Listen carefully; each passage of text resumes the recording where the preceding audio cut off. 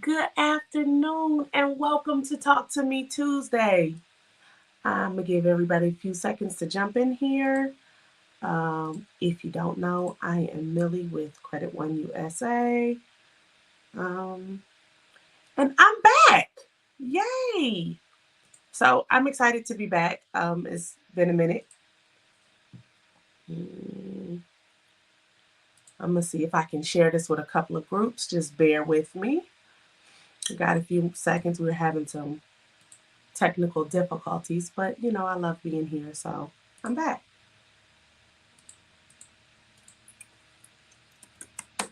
Mm-mm.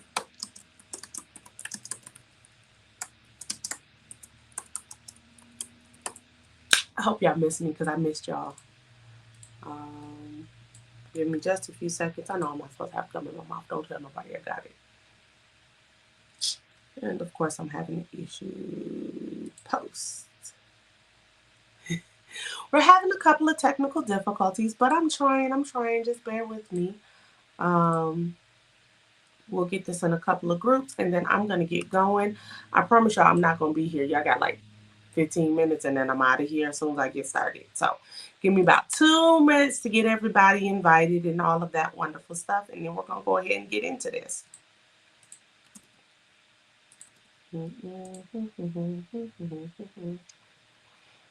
When you get here, say hi, say something so that I know I'm not here all by myself. I kind of don't like being here alone. It's a scary, dark place in my head, and I don't like it very much. So please be here. Give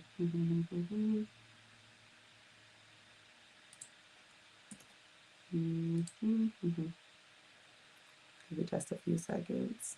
Share.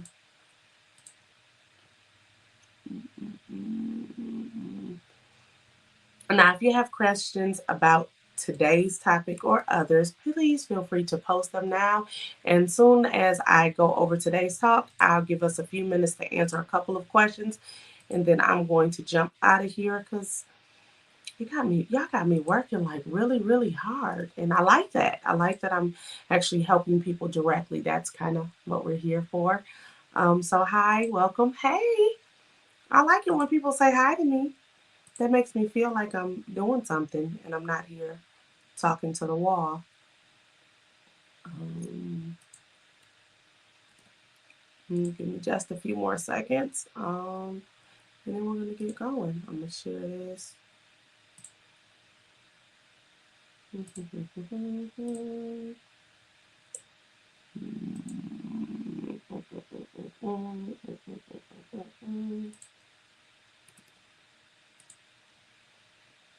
Hey, Miss Scott. I like it. I like it. I like it. Like it. Like it.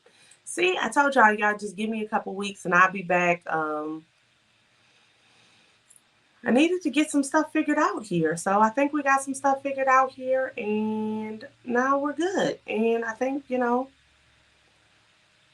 am going to go ahead and make this announcement that Talk to Me Tuesday is going to be like a lot shorter. Like it used to be like this long and now it's going to be like that long. So if you have questions, make sure you get them in early and often because I'm not going to be hanging out here. So with that being said, I would like to say for you guys who are here, welcome, welcome, welcome. If you don't know, I am Millie, and as part of our 750 Score Challenge, I work with Credit One USA every Tuesday live at 2 p.m. Central Standard Time to answer questions as well as give information about credit. We believe that credit education is actually the path towards financial freedom and literacy. So we come here live to give you good, solid, reputable information from a reliable source. So that's what we do at Credit One USA. If you are interested in our services and you need help with credit repair, please give us a call at 855-273-3663. You can visit us online at www.creditoneUSA or you can inbox Credit One USA directly and have your own consultation set up. So that's what we do. And as a part of our credit repair process, we challenge everything that is inaccurate or incomplete on your credit profile. We work with you in terms of debt management and debt settlement assistance, as well as score building assistance to help you reach your desired score goal. And of course, our theme and our goal is always the 750 or better because, good credit makes a difference.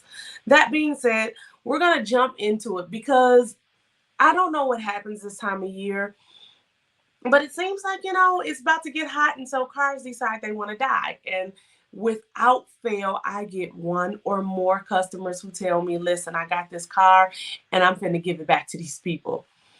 And my first thing is, no, you're not. No, you're not. So, what we're going to do is kind of go really quickly through how the car buying process works and why it impacts your credit. So, with that, I got a cute video because, I mean, what's life without a video? So, number one, first you get the car. Ooh, that went fast. I wasn't ready yet. My thing was ready, and I wasn't.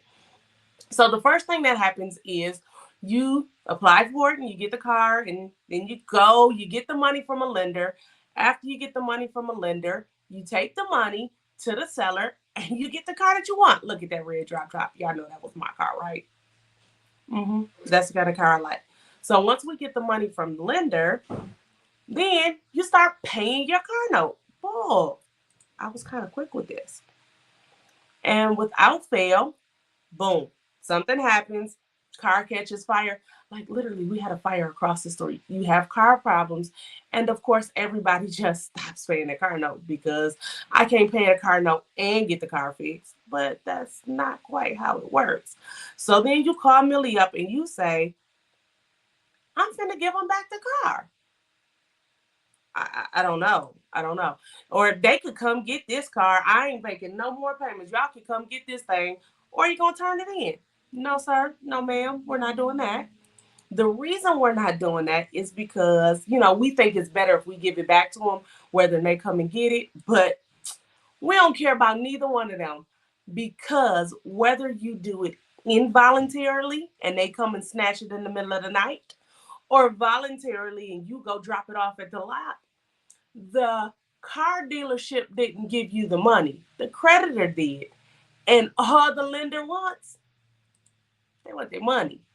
So, because you're not giving them their money, your credit will suffer. So, you're going to get a repossession on there, and nobody cares that you gave it back willingly or not. And you're going to have your 750 at a 542 because a single 30-day late payment can drop your score as much as 100 points.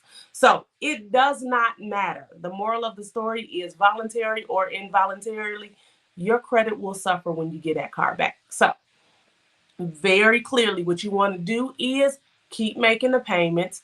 Maybe look at a trade-in option or something like that. Check and see if your gap insurance covers whatever you got going on. Because when you give that car back or they take that car back, your credit is going to suffer. And Millie never wants your credit to suffer. So that is it. Involuntary versus voluntarily, there is no difference on your credit. It says, hey, I let you have some money and you did not pay me back. So that's it. That's it. I hate to say it, but that's it. That's it and that's all. That's just how it works. They don't care. So I'm going to give y'all a couple minutes because I went over that really quickly. And the truth is, it's really just that quick. They don't care that it was a bad car. They don't care that the transmission went out 2 months after you got it. Now, there are some other things that you may want to look at. Lemon laws and things like that may apply if they did something illegal and it was some type of violation. And if something like that occurs, we will refer you to a consumer protection attorney who may be able to assist you with that. However, if it's just you got a bad car and you kind of bought that deal, and because you borrowed the money, the lender does not care about the car. They want their money back and the interest that they were going to get. So if you have credit questions, I am here to answer your questions about your repossessions or anything else that relates to your credit. I'm going to give y'all about, we got about 6 minutes, and then I'm going to hop off of here. I got something to do at 2:20, so I'm going to be off of here by 2:15, y'all. Okay? So let me go quickly and say, hey, peoples. I like it. Hi. Hey, Akila. That's one of my babies. She told me I need to come up with an 800 shirt because she got a 750 and then killed it. And I love that. I love that. Mama, text me directly, or actually send me a message on Credit One, and then I can respond back to you there. My time has been very tight because a lot of people want to talk to me now. So I try to get you guys all in and make sure we get it done, okay? So message me directly and I definitely will reach back out to you. So I got about 4 minutes left. So if anybody has any questions, we would love to answer it. How long does it take to recover from an auto repossession? So that's a really good question, Ms. Dale. Very clearly, the fastest answer I can tell you is a repossession will stay on your credit report for 7 years from the date of first delinquency and in which it wasn't brought back current. Now, that's how long the actual repossession itself can stay on there. However, keep in mind, because you entered into a contract and you did and defaulted on it, what happens is you can then be responsible for it civilly, meaning they can sue you. Now, depending on what state you live in, that lawsuit is good from anywhere 6 to forever. Like in Michigan, if they sue you, then what happens is it's renewable every 10 years forever. So they could collect for the rest of their lives on this. And what the good attorney is, the lawsuit might outlive the company. So that's a really important thing to know, that just because it's not on your credit report doesn't mean it can't continually impact you.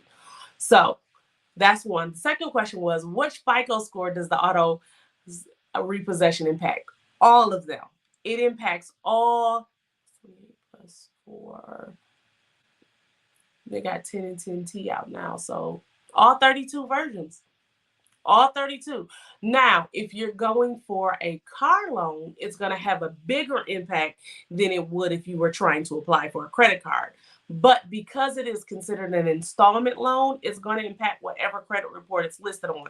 So if you went to a buy here, pay here lot and it's only on one credit report, it's only going to impact that one. But it could go up to all 3 of them. My screen literally just went blank. I don't know what's going on. Now, Janelle says, what if it's from a car wreck? The car insurance paid most of it, but GAP wasn't applied because of the change in the contract. So GAP was dropped prematurely. I would consult a consumer protection attorney about that GAP just disappearing, because that may be a violation. So that may be something you want to check into. However, as it stands, that GAP insurance is critical, because without that, you're still responsible for that outstanding balance. Now, that one shouldn't necessarily show up as a repossession. It may show up as a charged off account or a closed account with a balance and a past due, and you're still getting late fees and things. It just won't say repossession, but it'll still look like you didn't pay them all their money. And that means you can still be sued and all of those extra things can still happen to you. So it's very important that you do that. Now, because of your situation, I would say I would look into talking to a consumer protection attorney about that, because I don't know how your GAP was just changed right before, you get into an accident. That seems kind of tough. So that's that. I'm gonna see if I get any other questions because I got like a minute left. So again, hi, thank you guys so much for tuning in for Talk to Me Tuesday.